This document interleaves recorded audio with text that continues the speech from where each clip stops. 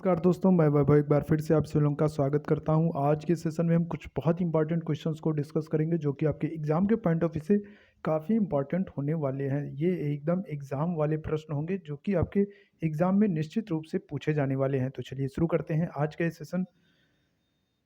केतन जी brown Jackson की बात करें तो ये अमेरिकी सुप्रीम कोर्ट की पहली अश्वेत महिला जज बन गई है। अब ध्यान रखिएगा, कोई भी काम पहली बार होता है तो अपने आप में काफ़ी इंपॉर्टेंट हो जाता है। अब ये केतन जी ब्राउन जैक्सन जो है ये अमेरिकी सुप्रीम कोर्ट में पहली बार अश्वेत महिला जज बनी हैं, तो ये अपने आप में काफ़ी इंपॉर्टेंट है। इसके अलावा बात करें तो नारी शक्ति पुरस्कार 2021 से 14 महिलाओं को सम्मानित किया गया है। राष्ट्रपति रामनाथ कोविंद ने अंतर्राष्ट्रीय महिला दिवस पर 2020 और 21 के लिए नारी शक्ति पुरस्कार से 29 लोगों को सम्मानित किया गया। अगर सम्मिलित रूप से बात की जाए 2020 और 2021 के लिए, तो कुल मिलाकर 29 महिलाओं को सम्मानित किया है राष्ट्रपति रामनाथ कोविंद ने। लेकिन अगर हम 2021 में सिर्फ बात करें, सिर्फ दो वर्ष 2021 की बात करें, तो 14 महिलाओं को सम्मानित किया गया है। चलिए आगे बढ़ते हैं नेक्स्ट क्वेश्चन की तरफ। बांग्लादेशी पर्यावरण कार्यकर्ता हैं रिजवाना हसन, और इनको अभी हाल ही में 2022 US international women of courage award से सम्मानित किया गया है। तो ये बांग्लादेशी पर्यावरणकर्ता हैं और पर्यावरण के लिए बेहतरीन कार्य करने के लिए इनको 2022 के US international women of courage award से सम्मानित किया गया है रिजवाना हसन को। आगे बढ़ते हैं। देवेंद्र झाझरिया पद्म भूषण पुरस्कार प्राप्त करने वाले पहले पैरा एथलीट बने हैं।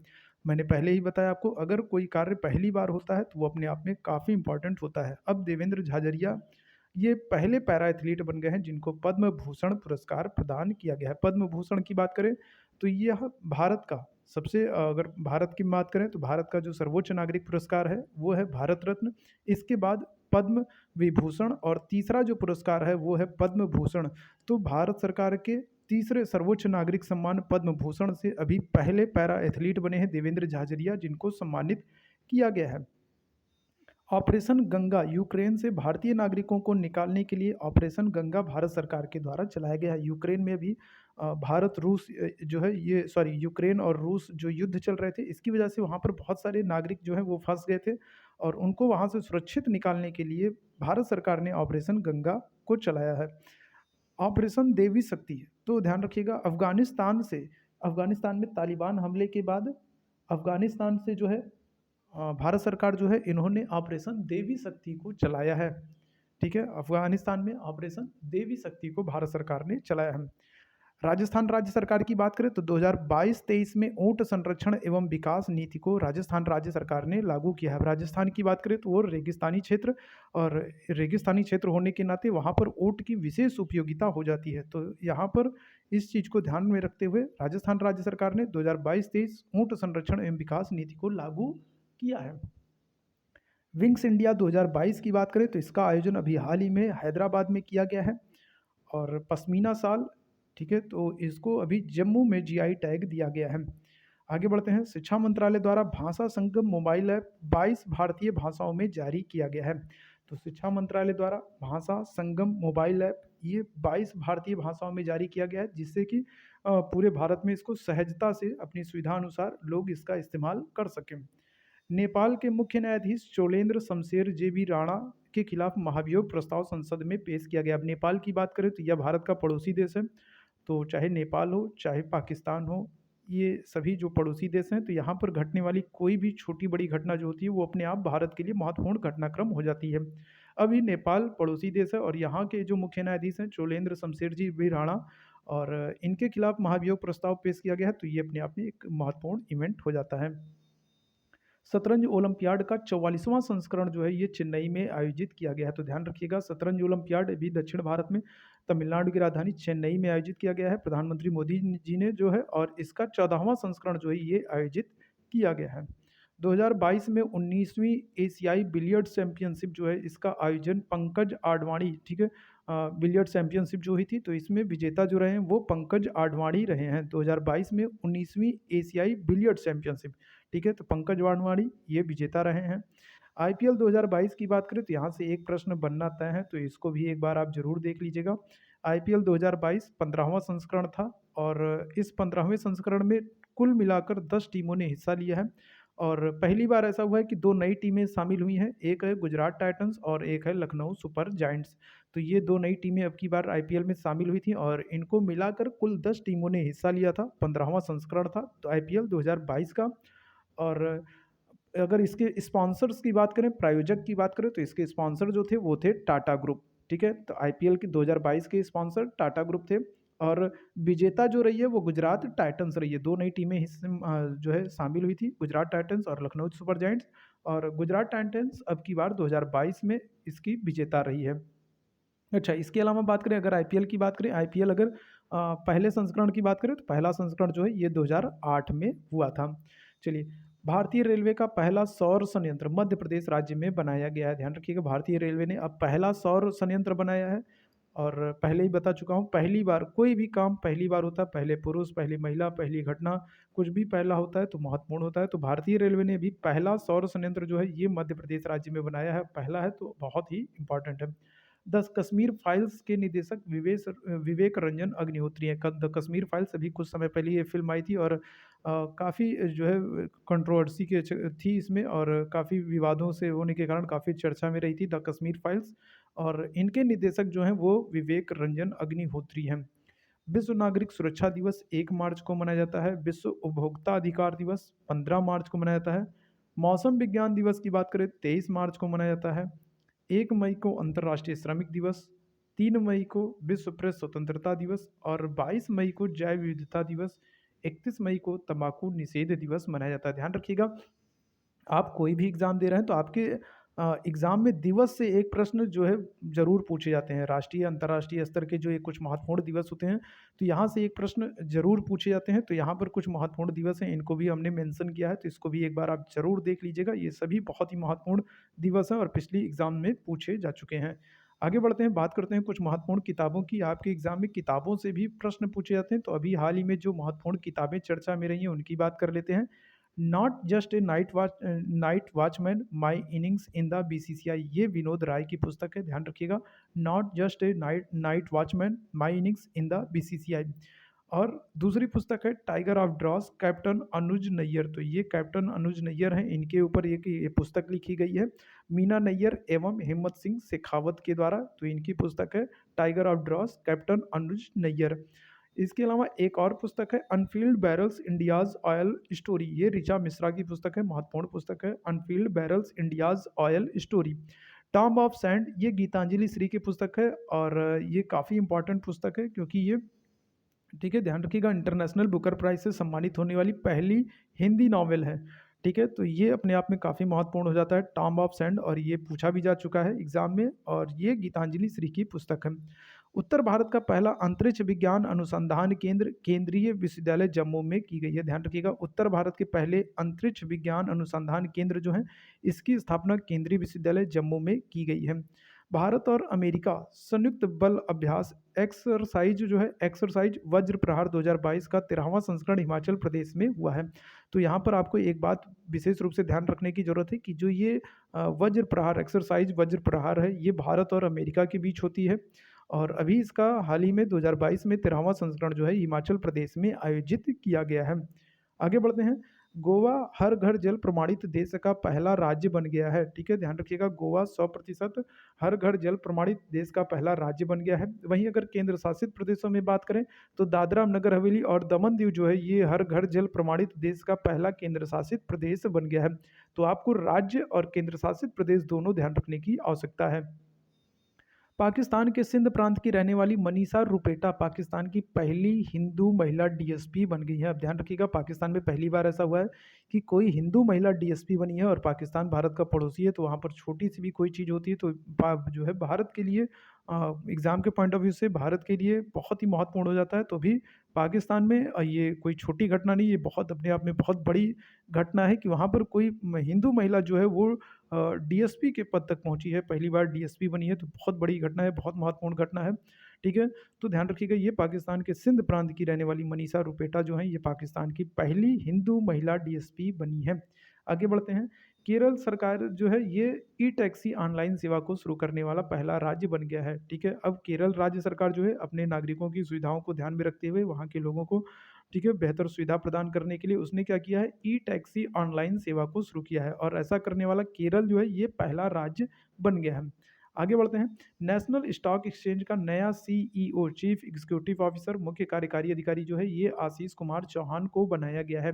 ठीक है, ध्यान रखिएगा, नेशनल स्टॉक एक्सचेंज जो है इसका मुख्यालय मुंबई में है और इसकी स्थापना जो है वो 1992 को की गई थी। तो नेशनल स्टॉक एक्सचेंज सीईओ, मुख्य कार्यकारी अधिकारी आशीष कुमार चौहान बनाया गया है इनको, तो अभी इनको भी ध्यान रखिएगा। 2023 संयुक्त राष्ट्र ने अंतर्राष्ट्रीय बाजरा वर्ष के रूप में घोषित किया है। संयुक्त राष्ट्र ने घोषणा किया है कि वह वर्ष 2023 को जो है अंतर्राष्ट्रीय बाजरा वर्ष के रूप में मनाएगा। चलिए, कैटलीन नोवाक की बात करें तो ये हंगरी की पहली महिला राष्ट्रपति चुनी गई है। पहली बार ऐसा हुआ है कि हंगरी में कोई महिला राष्ट्रपति बनी है और ये बनी है कैटलीन नोवाक, तो इनको ध्यान रखिएगा। एशिया का सबसे बड़ा tulip garden, Indira Gandhi memorial tulip garden, ये श्रीनगर कश्मीर में खोला जाएगा। ठीक है, ध्यान रखिएगा। तो एशिया में ये सबसे बड़ा ट्यूलिप गार्डन है और ये इंदिरा गांधी जी के नाम पर खोला जा रहा है जम्मू जो है श्रीनगर में, कश्मीर में। तो ये अपने आप में महत्वपूर्ण है। पराग्वे में विदेश मंत्री एस जयशंकर ने गांधी प्रतिमा का अनावरण किया है। ध्यान रखिएगा, पराग्वे दक्षिण अमेरिका का एक देश है और अभी विदेश मंत्री जयशंकर जो हैं ये पराग्वे की यात्रा पर थे और इन्होंने वहाँ पर गांधी प्रतिमा का अनावरण किया है।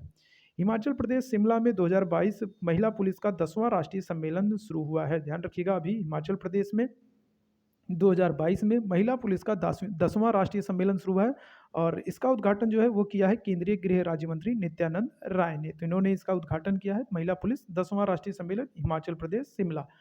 अंतिम पंगल विश्व कुश्ती चैंपियनशिप में स्वर्ण पदक जीतने वाली भारत की पहली महिला पहलवान बन गई है। ध्यान रखिएगा, विश्व कुश्ती चैंपियनशिप में स्वर्ण पदक जीतने वाली पहली भारत की महिला बन गई है और ये जो कुश्ती जो चैंपियनशिप हो रहा है इसको ध्यान रखिएगा, विशेष रूप से ये किया है अंडर 20 विश्व कुश्ती चैंपियनशिप थी। इसका आयोजन बुल्गारिया के सोफिया में किया गया था।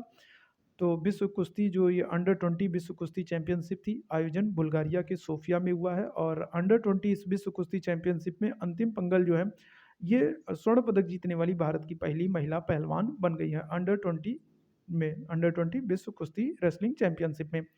ब्लॉकचेन तकनीक को पेश करने वाला पहला राज्य झारखंड बना है और इस तकनीक को लागू करने के अगर उद्देश्यों की बात करें तो किसानों की जो है सुविधाओं को जो है ध्यान में रख करके इस ब्लॉकचेन तकनीक को जो है लागू किया गया है। इसके तहत उनको जो उत्तम बीज होंगे, बीजों प्राप्त होंगे और बीजों को प्राप्त करने में पारदर्शिता और प्रामाणिकता जो है इसको लाना। तो इसका उद्देश्य है कि जो किसान हैं उनको निष्पक्ष रूप से आसानी से बेहतर किस्म के बीज प्राप्त हो सकें।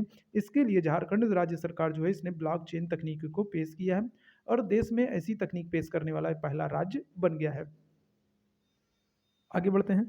गूगल द्वारा यातायात डेटा सार्वजनिक करने वाला भारत का पहला शहर जो है ये औरंगाबाद महाराष्ट्र बन गया है।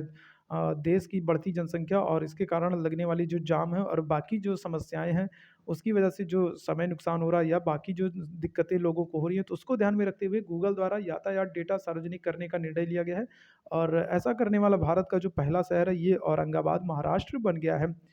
इजराइल ने संयुक्त अरब अमीरात के साथ एक मुक्त व्यापार समझौते पर हस्ताक्षर किया है और यह इसके साथ इजराइल का पहला बड़ा व्यापार समझौता है। ध्यान रखिएगा, तो अभी जो ये मुक्त व्यापार समझौता हुआ है ये इजराइल और संयुक्त अरब अमीरात के बीच में हुआ है और ये पहली बार ऐसा हुआ है कि इतना बड़ा व्यापार समझौता जो है इन देशों के बीच में किया गया है।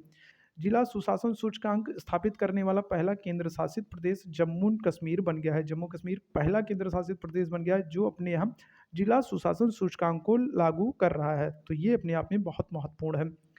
इस प्रश्न की बात करें, इसको अलग से विशेष रूप से आप मेंशन कर लीजिएगा क्योंकि ये कई बार के रिपीटेड क्वेश्चन है, बहुत बार ये जो है पिछले एग्जाम में पूछा जा चुका है। लोसार महोत्सव की बात करें तो इसका आयोजन लद्दाख में होता है, जबकि लोसांग महोत्सव की बात करें तो इसका आयोजन सिक्किम में होता है। दोनों काफ़ी मिलते जुलते हैं जिसकी वजह से कन्फ्यूज़न बहुत ज़्यादा होता है और अक्सर जो स्टूडेंट्स हैं वो एग्जाम में जा करके गलती कर देते हैं, तो इसको विशेष रूप से ध्यान रखिएगा। लोसार महोत्सव आयोजन लद्दाख में, जबकि लोसांग महोत्सव आयोजन सिक्किम में। ई गवर्नेंस पर 24वां राष्ट्रीय सम्मेलन जो है ये हैदराबाद में भी आयोजित किया गया। ध्यान रखिएगा, ई गवर्नेंस पर हर साल जो है एक सम्मेलन किया जाता है और हर साल क्योंकि यहाँ से जो है सम्मेलन होता है तो यहाँ पर एग्जाम में हर साल से यहाँ जो है हर साल यहाँ के प्रश्न पूछे जाते हैं। तो भी ध्यान रखिएगा, अभी जो 24वां राष्ट्रीय सम्मेलन हुआ है ये हैदराबाद में जो है आयोजन किया गया है ई गवर्नेंस का। सुभाष चंद्र बोस आपदा प्रबंधन पुरस्कार 2022 प्रोफेसर विनोद शर्मा को प्रदान किया गया। ध्यान रखिएगा, 2022 का सुभाष चंद्र बोस आपदा प्रबंधन पुरस्कार विनोद शर्मा को। विश्व वन्य जीव दिवस की बात करें तो ये 3 मार्च को मनाया जाता है। ध्यान रखिएगा, विश्व वन्य जीव दिवस 3 मार्च को, और अगर वहीं पूछ लिया जाए राष्ट्रीय वानिकी दिवस तो 21 मार्च को मनाया जाता है। महिला एशिया हॉकी कप 2022 का खिताब जापान ने जीता है। महिला एशिया हॉकी कप 2022 खिताब जापान ने जीता है। इस प्रश्न को विशेष रूप से ध्यान रखिएगा, बहुत ही महत्वपूर्ण है। लोकसभा सचिवालय ने संसद और उनके सांसदों की कार्रवाई के लिए डिजिटल संसद ऐप को लॉन्च किया है। एक ऐप लॉन्च किया है जिसके द्वारा आप संसद और उनकी कार्रवाइयाँ जो हैं उनको आप उनकी जानकारी आप ले सकते हैं, उनको आप देख सकते हैं। तो लोकसभा सचिवालय ने डिजिटल संसद ऐप को लॉन्च किया है। कृषि लागत एवं मूल्य आयोग के अध्यक्ष विजय पाल शर्मा को बनाया गया है। तो ये एक महत्वपूर्ण नियुक्ति है, इसको ध्यान रखिएगा। कृषि लागत एवं मूल्य आयोग के अध्यक्ष विजय पाल शर्मा। दृष्टिबाधितों के लिए T20 वर्ल्ड कप के ब्रांड एम्बेसडर युवराज सिंह को बनाया गया। ध्यान रखिएगा, जैसे आपने T20 वर्ल्ड कप देखा होगा, इसी तरीके से जो दृष्टिबाधित बच्चे हैं, जो लोग हैं, तो उनके लिए भी अपना एक T20 वर्ल्ड कप होता है, और इसके जो है प्रोत्साहन के लिए, इसको मोटिवेट करने के लिए इसके ब्रांड एम्बेसडर जो है वो युवराज सिंह को बनाया गया है। आगे बढ़ते हैं। इंटरपोल जनरल असेंबली की बात करें, 2023 में इसकी जो बैठक होगी वो वियना करेगा।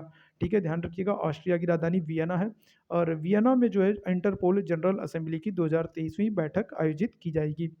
भारत ने ऑस्ट्रेलिया को हराकर सुल्तान जोहर कप 2022 जीता है। ध्यान रखिएगा, सुल्तान जोहर कप जो है ये हॉकी से संबंधित है, और अभी भारत ने ऑस्ट्रेलिया को हरा करके ये कप जीत लिया है। बांग्लादेश फिल्म महोत्सव के चौथे संस्करण का उद्घाटन अभी कोलकाता में किया गया है। ठीक है, ध्यान रखिएगा, बांग्लादेश फिल्म महोत्सव चौथा संस्करण, ठीक है, तो आयोजन कोलकाता में किया गया है। फीफा अंडर 17 महिला विश्व कप अभी स्पेन ने जीता है। ठीक है, ध्यान रखिएगा, फीफा अंडर 17 महिला विश्व कप। तो यहाँ से देखिए, ये सारे जो प्रश्न है यहाँ से डायरेक्ट आपसे वन लाइनर क्वेश्चन बन जाते हैं, तो इनको वन लाइनर ही देख लीजिए ताकि आपके लिए महत्वपूर्ण है। इसमें बहुत ज़्यादा आपको दिमाग लगाने की जरूरत नहीं है। ठीक है, बस आपको सारी चीज़ें पता होनी चाहिए। तो फीफा अंडर 17 महिला विश्व कप जो है ये स्पेन ने जीता है। रानीपुर देश का 53वां टाइगर रिजर्व बना है, जो कि उत्तर प्रदेश में स्थित है। ठीक है, ध्यान रखिएगा, रानीपुर देश का 53वां टाइगर रिजर्व बना है, और ये उत्तर प्रदेश में स्थित है। अब आप कमेंट बॉक्स में हमें बताइएगा कि रानीपुर जो ये टाइगर रिजर्व बना है ये उत्तर प्रदेश के किस जिले में है। उत्तर प्रदेश के पहले डेटा सेंटर का उद्घाटन ग्रेटर नोएडा में किया गया है। ध्यान रखिएगा, पहली बार ऐसा हो रहा है कि उत्तर प्रदेश में एक डेटा सेंटर का उद्घाटन किया गया है, एक डेटा सेंटर बनाया गया है, और ये ग्रेटर नोएडा में किया गया है। पूर्वोत्तर भारत का पहला एक्वा पार्क अरुणाचल प्रदेश में स्थापित किया गया है। पूर्वोत्तर भारत में पहली बार एक एक्वा पार्क का उद्घाटन किया गया है, इसका जो है निर्माण किया गया, और ये अरुणाचल प्रदेश में। हाल ही में India agri business best state का अवार्ड हरियाणा ने जीता है। ध्यान रखिएगा, India agri business best state का अवार्ड हरियाणा राज्य सरकार ने जीता है। बिम्सटेक के कृषि मंत्रियों की दूसरी बैठक की मेजबानी अभी हाल ही में, ध्यान रखिएगा, भारत ने की है। ठीक है, बिम्सटेक के जो कृषि मंत्री हैं उनकी आपस में एक बैठक आयोजित की गई थी, और इसका जो आयोजन किया है वो भारत ने किया है। उड़ीसा राज्य सरकार ने घोषणा की है कि 10 नवंबर को अब बाजरा दिवस के रूप में मनाएगा। तो अभी हाल ही में ये उड़ीसा राज्य सरकार है जो काफ़ी तेज़ी से काम कर रहा है अपने किसानों की भाइयों के लिए, अपने कृषक जो है, जो समाज है, जो परिवार है, उनके लिए तेज़ी से काम कर रहा है, और उन्हीं को बढ़ावा देने के लिए, उन्हीं को देखते हुए 10 नवंबर को इसने बाजरा दिवस के रूप में मनाने की घोषणा की है। अरुणा मिलर मैरीलैंड अमेरिकी राज्य के उपराज्यपाल का पद संभालने वाली पहली भारतीय अमेरिकी बनी है। अब देखिए, ये पहली भारतीय अमेरिकी बनी है, तो अपने आप में काफ़ी इंपॉर्टेंट है अरुणा मिलर, और ये मैरीलैंड अमेरिकी राज्य की पहली बार कोई उपराज्यपाल बनी है, और उपराज्यपाल बनने वाली पहली भारतीय अमेरिकी बनी है, तो इम्पॉर्टेंट है, ध्यान रखिएगा। 2023 में राष्ट्रीय शीतकालीन खेलों की मेजबानी उत्तराखंड राज्य करेगा। ठीक है, राष्ट्रीय शीतकालीन खेल जो होंगे अगले वर्ष 2023 में, तो ये जो इसका जो आयोजन है ये उत्तराखंड करेगा। संगाई महोत्सव मणिपुर में मनाया जाएगा। तो ये भी एक महोत्सव, महत्वपूर्ण महोत्सव है, इसको भी ध्यान रखिएगा। इसको भी जितने भी महोत्सव हैं उनको आप एक अलग पेज में मेंशन करते चले जाइए, उनका एक अलग ही पेज बना लीजिए, और उसमें राज्य और महत्वपूर्ण जो उत्सव है जो मैं आपको बताते जा रहा हूँ तो उनको लिखते जाइए। तो अभी हमने लोसार और लोसांग महोत्सव की बात की थी, उसी क्रम में एक और महोत्सव आप लिख लीजिएगा, संगाई महोत्सव, तो ये मणिपुर में मनाया जाएगा। शांति और विकास के लिए विश्व विज्ञान दिवस 10 नवंबर को मनाया गया है। ध्यान रखिएगा, शांति और विकास के बढ़ावा देने के लिए ये विश्व विज्ञान दिवस मनाया जाता है, और ये 10 नवंबर को मनाया गया है। अभी हाल ही में गुरु नानक देव जो है इनका 553वां प्रकाश उत्सव 2022 में मनाया गया है। तो गुरु नानक देव सिखों के पहले गुरु हैं, और इनका 553वां प्रकाश उत्सव 2022 में। 53वां अंतर्राष्ट्रीय फिल्म महोत्सव जो है ये गोवा में आयोजित किया गया है। ठीक है, तो 53वां जो अंतर्राष्ट्रीय फिल्म महोत्सव होगा ये गोवा में आयोजित किया जाएगा। विश्व की पहली वैदिक घड़ी मध्य प्रदेश के उज्जैन में लगाई जाएगी। अब पहली बार ऐसा हो रहा है कि कोई वैदिक घड़ी जो है वो लगाई जा रही है, वो भी स्पेशली भारत में। और भारत में कहाँ पर? मध्य प्रदेश उज्जैन में, तो महत्वपूर्ण है, ध्यान रखिएगा। उज्जैन मध्य प्रदेश में पहली वैदिक घड़ी। न्यूजीलैंड की महिला टीम ने 2022 में रग्बी विश्व कप जीता है। ध्यान रखिएगा, न्यूजीलैंड की जो महिला टीम है, इन्होंने अभी हाल ही में 2022 में रग्बी विश्व कप जीता है। ग्रेग बार्कले ये आईसीसी के अभी हाल ही में अध्यक्ष बने हैं। तो यहाँ पर ग्रेट नहीं होगा, ग्रेग होगा, इसको करेक्ट कर लीजिएगा। तो ग्रेग बार्कले जो है, इन्हें अभी फिर से आईसीसी का अध्यक्ष बनाया गया है। 2 साल के लिए इनका कार्यकाल बढ़ा दिया गया है और अभी ये आईसीसी के अध्यक्ष बन गए हैं। आईसीसी की अगर बात करें तो आईसीसी की जो स्थापना है ये 1909 में हुई थी और इसका जो मुख्यालय है आईसीसी का वो है दुबई में। मुंबई हिमाचल प्रदेश को हराकर 2022 में सैयद मुश्ताक अली ट्रॉफी विजेता बनी है। तो ये प्रश्न विशेष रूप से आप अलग कहीं मेंशन कर लीजिएगा, निश्चित रूप से आपकी एग्जाम में जो है ये पूछा जाने वाला है। ये जान लीजिए, ये क्वेश्चन जो है 1 नंबर का ये जो क्वेश्चन है ये आपके लिए पहले से सेट है। तो इस क्वेश्चन को आप अलग से विशेष रूप से ध्यान रखिएगा। मुंबई हिमाचल प्रदेश जो है को हराकर 2022 में सैयद मुश्ताक अली ट्रॉफी विजेता बनी है। छत्तीसगढ़ में बात करें तो अभी ध्यान रखिएगा, अभी हाल ही में जनजातीय नृत्य महोत्सव का आयोजन किया गया है। छत्तीसगढ़ में जनजातीय नृत्य महोत्सव का। फीफा 2022 में बात करें तो अभिनेता रणवीर सिंह जो है, इनको भारत का ब्रांड एम्बेसडर बनाया गया है। फीफा 2022 में अभिनेता रणवीर सिंह को भारत का ब्रांड एम्बेसडर बनाया गया है। कॉलिंस डिक्शनरी ने वर्ड ऑफ द ईयर के रूप में परमा क्राइसिस को चुना है। परमा क्राइसिस का मतलब होता है एक निश्चित काल के लिए अस्थिरता और असुरक्षा की जो भावना है, जो अवधि है, तो वो इसका अर्थ, ये परमा क्राइसिस का अर्थ होता है। तो इसको अभी कॉलिंस डिक्शनरी ने वर्ड ऑफ द ईयर के रूप में चुना है। फिकी के नए अध्यक्ष सुब्रकांत पांडा बने हैं। तो ये एक बहुत महत्वपूर्ण प्रश्न है, इसको भी अलग से आप मेंशन कर लीजिएगा। ठीक है, फिकी के नए अध्यक्ष सुब्रकांत पांडा। फिकी की बात करें तो इसका फुल फॉर्म है federation of India chamber of commerce and industries और इसकी स्थापना जो है ये हुई है 1927 में। प्रधानमंत्री गति शक्ति मल्टी मॉडल जलमार्ग शिखर सम्मेलन की मेजबान शहर जो है ये वाराणसी है। ध्यान रखिएगा, वाराणसी में प्रधानमंत्री नरेंद्र मोदी का जो संसदीय क्षेत्र है, यहाँ पर प्रधानमंत्री गति शक्ति मल्टी मॉडल जलमार्ग शिखर सम्मेलन का मेजबानी की जाएगी। 2021 में 31वां बिहारी पुरस्कार मधु कांकरिया को और 2022 में 32वां बिहारी पुरस्कार डॉक्टर माधव हाड़ा को दिया गया है। तो ये प्रश्न भी ध्यान रखिएगा, एग्जाम में छपने वाला है, बहुत ही महत्वपूर्ण आपके लिए है और इसको विशेष रूप से आप ध्यान रख लीजिए। ये पेपर समझ लीजिए, पेपर में ये प्रश्न आउट है, तो इनको अलग से आप नोट कर लीजिए। 2021 में 31वां बिहारी पुरस्कार मधु कांकरिया और 2022 में 32वां बिहारी पुरस्कार डॉक्टर माधव हाड़ा को दिया गया है। ठीक है, आगे बढ़ते हैं। स्टडी इन इंडिया 2022 बैठक का आयोजन ढाका, बांग्लादेश की राजधानी ढाका है और यहाँ पर स्टडी इन इंडिया 2022 बैठक का आयोजन किया गया है। अंतर्राष्ट्रीय श्रम संगठन के अगले महानिदेशक ये टोगो के हैं, गिलबर्ट हैंगवो, और इनको बनाया जाएगा। अंतर्राष्ट्रीय श्रम संगठन के अगले महानिदेशक तो ये टोगो देश से हैं, गिलबर्ट हैंगवो, और इनको बनाया जाएगा। गुरुग्राम हरियाणा में भारत का पहला वर्ल्ड पीस सेंटर स्थापित किया गया है। अब भारत का ध्यान रखिएगा, ठीक है, तो भारत का पहला वर्ल्ड पीस सेंटर जो है ये गुरुग्राम हरियाणा में भारत का पहला है। तो अपने आप में कितना महत्वपूर्ण हो सकता है, अब इसका आप अंदाजा आप खुद लगा सकते हैं। भारत 2023 में स्ट्रीट चाइल्ड क्रिकेट विश्व कप की मेजबानी करेगा। भारत 2023 में स्ट्रीट चाइल्ड क्रिकेट विश्व कप की मेजबानी करेगा।